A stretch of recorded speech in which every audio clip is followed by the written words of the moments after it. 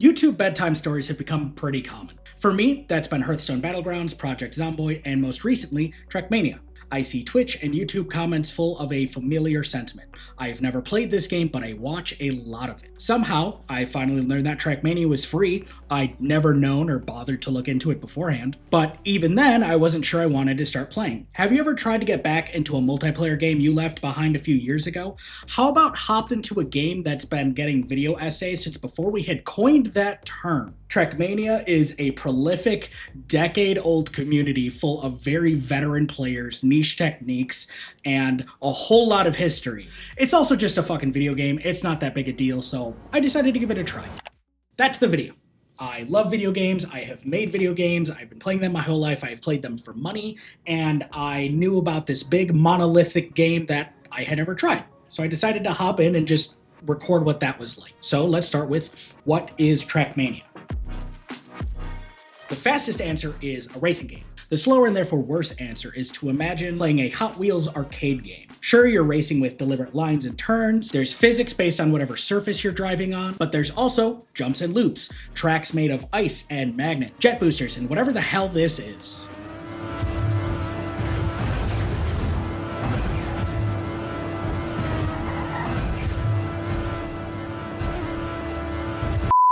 But what makes Trackmania stand out to me is its accessibility and its meritocracy. As I've said, it's free, and no matter what other insanity is happening, you've only got 4 buttons. Left, right, forward, and back, which also brakes, and everyone drives the same automatic car.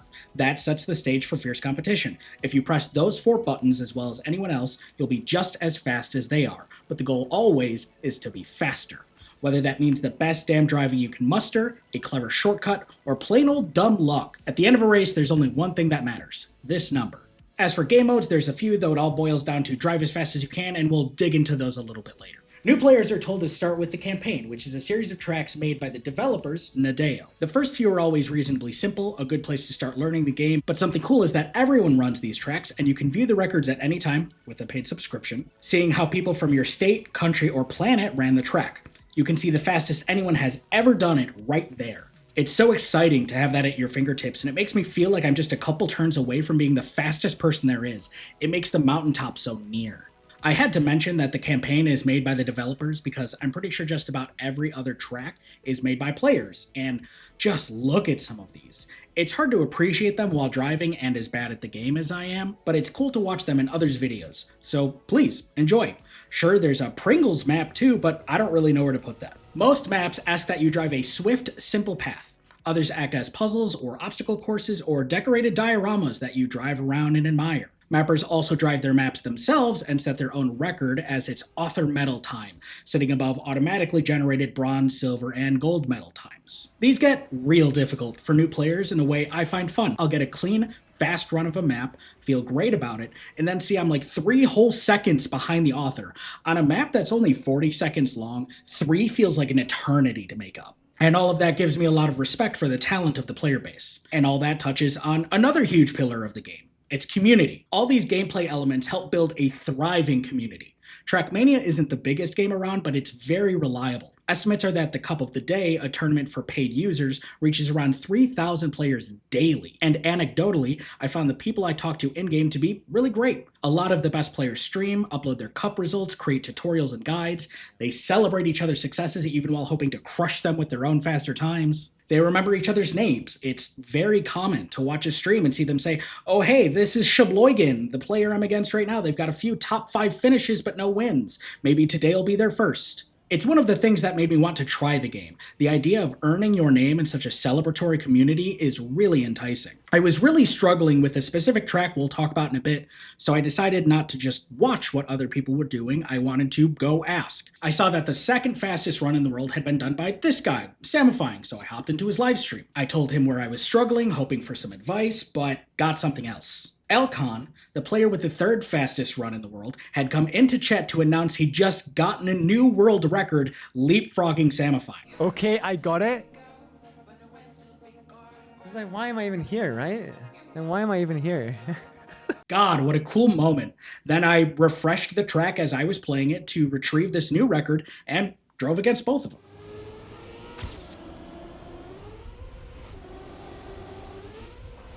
So, how did it actually go? When you fall asleep watching professionals play a racing game, it turns out they can make it look pretty easy. Trackmania is not easy.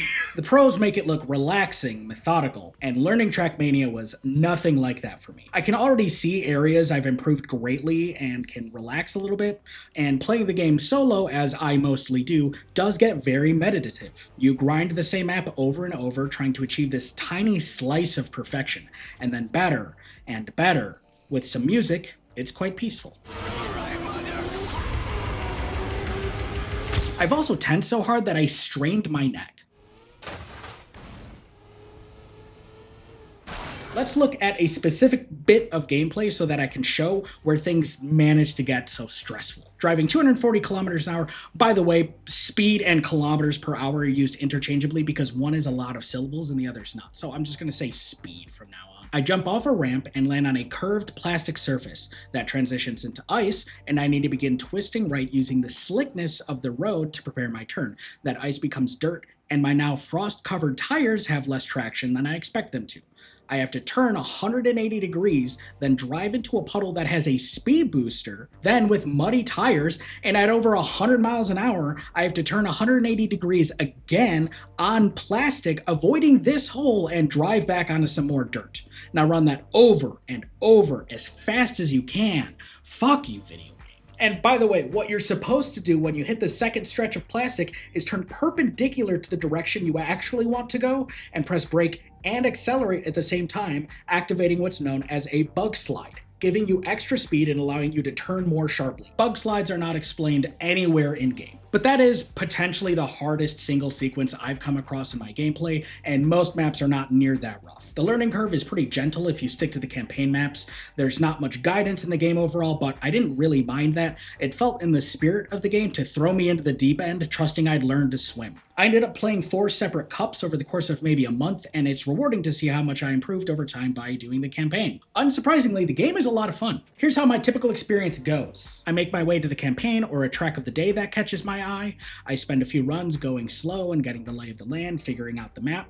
Then my goal is to just get through the map without crashing, which is good enough on most campaign maps for a silver or gold medal. There's dedicated buttons to restart a run entirely or reset to your most recent checkpoint, letting you focus on certain segments or transitions. I try out different racing lines, like taking this turn on the inside for a shorter path or outside for more speed as I exit, where to begin and end drifts, how to take jumps. And once I'm comfortable, I send it over and over and over, sometimes hours on the same 45 seconds of track, just trying to get one perfect run. It hits the same beats as fighting a boss in other games. You've got to learn the patterns, you've got to react appropriately, try out different options and see what works best, and then execute under pressure. Finally, pulling it off is rewarding, and doing it better is exhilarating. I like to set a target and get after it. Get silver, gold, author times on all the campaign maps, do some of the same on tracks of the day that catch my eye. I even set the ambitious goal of getting a world record. And I succeeded. Here's my world record. Look how beautiful it is. Like and subscribe. Yeah, I hit a wall at 300 speed and execute a bug slide to turn a ridiculous amount and sort of just hurl myself into a checkpoint. I found this map by just clicking on maps at random, hoping I would find one no one had really run, and that would enable me to get a decent world record. And it took me like 6 minutes. This was the second map I chose, and it took me 6 minutes.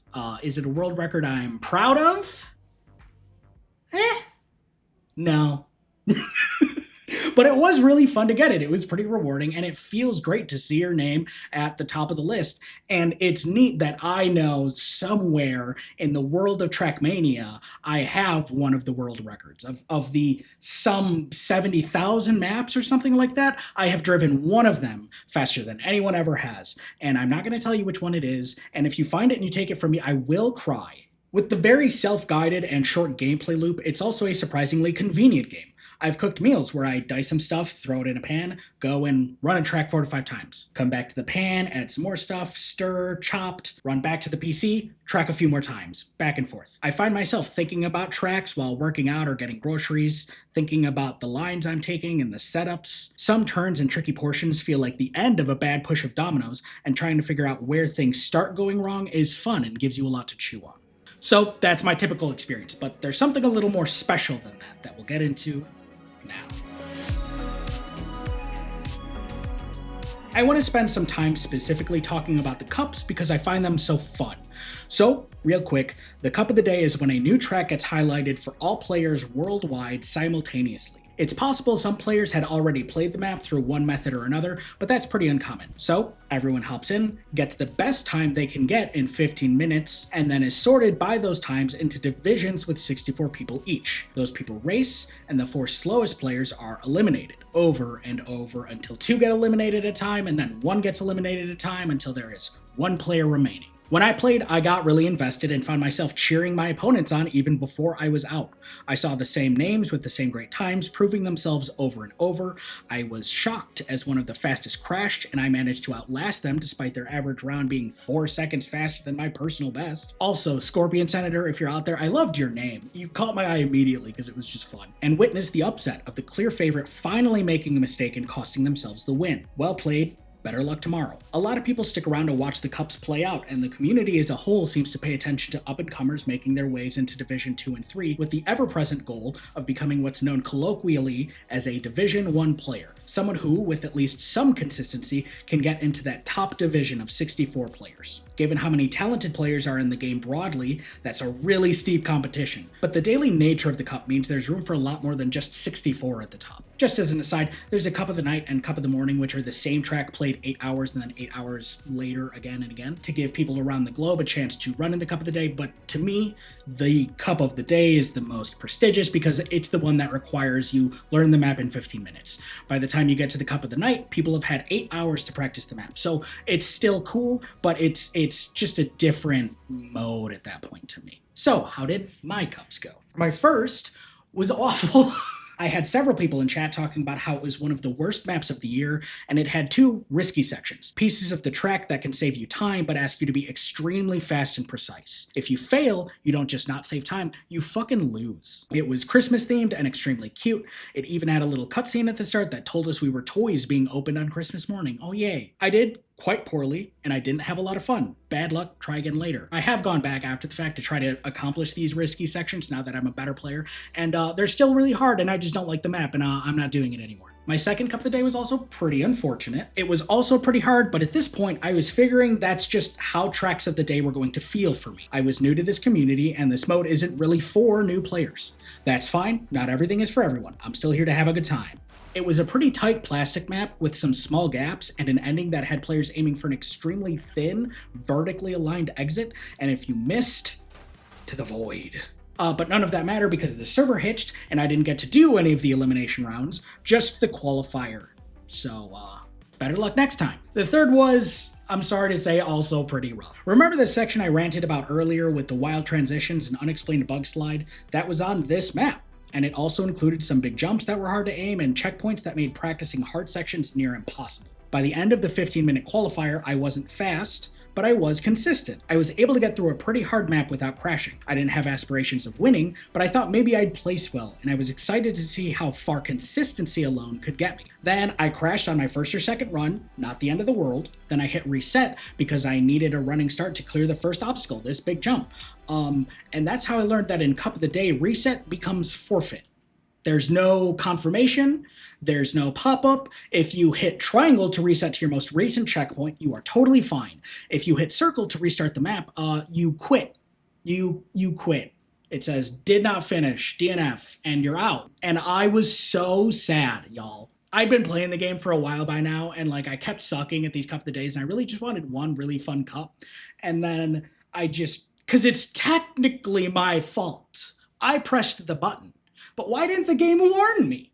Why didn't the game warn me, Nadeo? Trackmania is usually pretty hands-off, and that's fine most of the time, but goddamn, please cut your new players a break sometimes. Okay, so Cup of the Day 4, the last one I'll be talking about. I'm gonna spoil the ending. It went really great. It was super fun. It was everything I was hoping Cup of the Day would be. It was a much more forgiving map without wild stunts or wacky transitions, just good, clean, fast driving. But beyond the actual driving and my placement in the cup, I got 12th in like Division 24 or something. The people I was able to play with were just so nice. Players were relaxed and encouraging, celebrating their own and others' personal bests or solid rounds, and people stuck around after their own eliminations to cheer on the survivors. So even though 3 of the 4 cups I did for this video went somewhat terribly, when it all went fine, it was so much fun. And even the ones that went poorly showed so much promise that they kept me coming back until I finally got what I was looking for. Now it's just a thing I do on my own or on stream sometimes. Hey, I stream sometimes, come hang out. $20 a year gets you that opportunity, and while I probably won't re-up next year, trying it out was definitely worth it,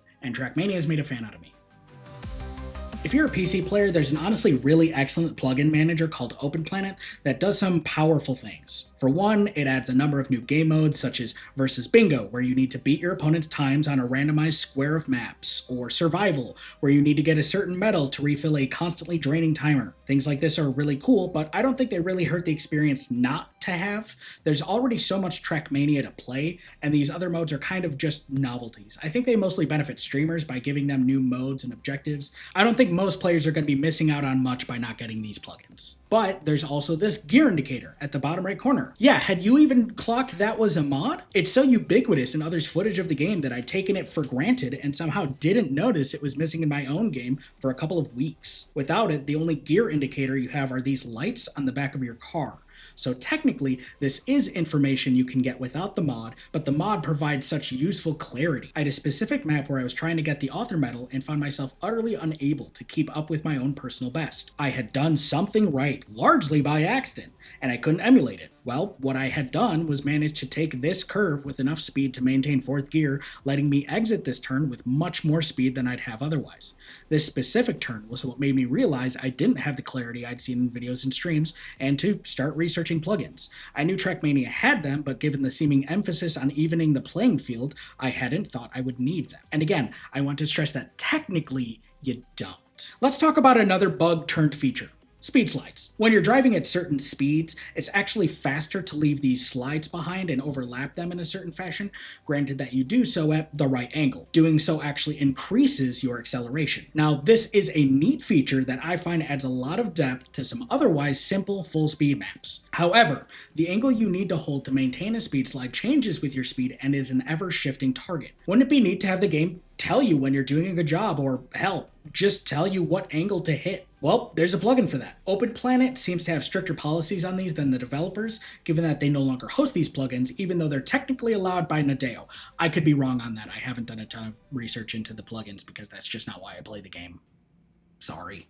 But they obviously create a huge disparity in how easy it is to pull off some of the more difficult and important tricks, and they are completely inaccessible to a large portion of the player base, specifically console players, but also anyone who isn't involved enough in the community to know about it. Now, I don't think there are going to be a lot of people who take Trackmania seriously and don't know about the plugins, but I think the point remains that if you want to be the meritocracy Trackmania seems to want to be, giving access to some tools for some players and nothing for others is just not fair. A sentiment I've heard expressed that I completely agree with is that some of these features need to be added to the base game.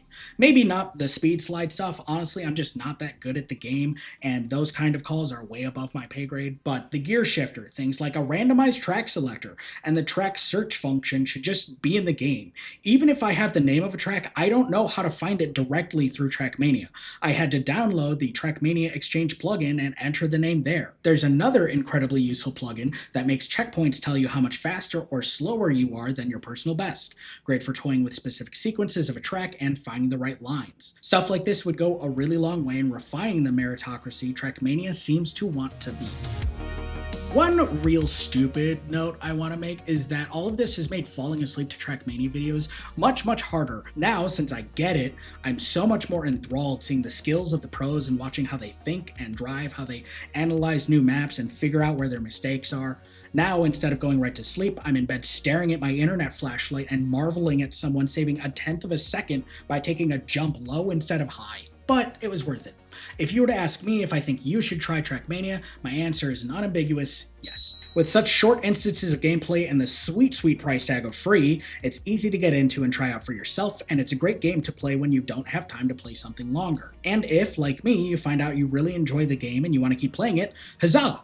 Now you know. Then you can start to care about plugins and bug slides and going just a little bit faster. At the end of all this, what I'm really left with is a deep appreciation for the Trackmania community. I wish all gaming was a little bit more like it, eager to celebrate each other, invested in each other's stories, and trying to lift each other up so we can all be the best we can be. Because of course, I want to be the fastest. But I want that for everyone else too. Our accomplishments mean more when we're up against the fiercest competition we can find. So please hop in, because I want more people to struggle against, more people to race against, more people to celebrate. Thank you for watching.